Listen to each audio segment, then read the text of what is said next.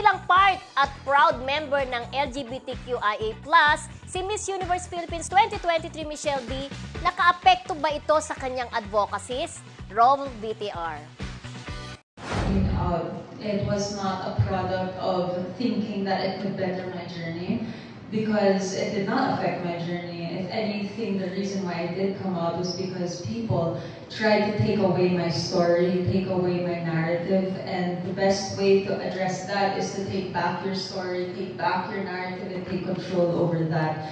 And of course, that was an amazing way for me to also empower anybody that might be going through the same thing, to never allow anyone to take your story away from you, because we all function in our own unique timelines. We should not be identified based on our sexual orientation, because again, our individuality is worth so much more than how we label ourselves.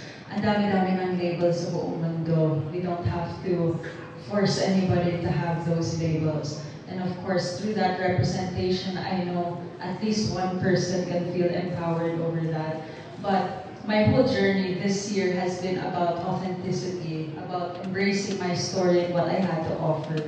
Hopefully through embracing that short hair, through coming out, through really championing for my advocacies, it really represents breaking boundaries and changing stereotypes and empowering as many people to feel that you don't have to fit into a certain mold. Naku, ayan lalo tuloy ako ng hinayang, ang galing-galing sumagot. Ang galing sumagot. Diba? Habang pinapunta yung Grabe. Miss Universe sa Miss Universe, So, hindi niya pinagsisisihan yung pag-come out niya na miyembro siya ng LGBTQIA, di ba? QIA+, di ba? Kaya sobrang proud siya. At yung istorya niyang yun ay hindi mananakaw sa kanya at hindi niya pinagsisihan kailanman. Correct. Saka sabi niya, friendship, di ba? Iba na raw kasi yung mga Miss Universe noon sa ngayon. Kasi dati, kailan mahabang buhok. Tignan mo naman may standard, kumbaga. May standard. Tignan mo naman siya bilang Miss Universe Philippines, di ba? Short hair.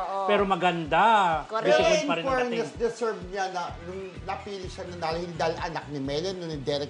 Pero kung sayang yan nakapasok sa top 5, makakasagot ang bongga-bongga. Ang biro niya sa event na yan, hindi kasi ako pinahawak ng mic. Ayun.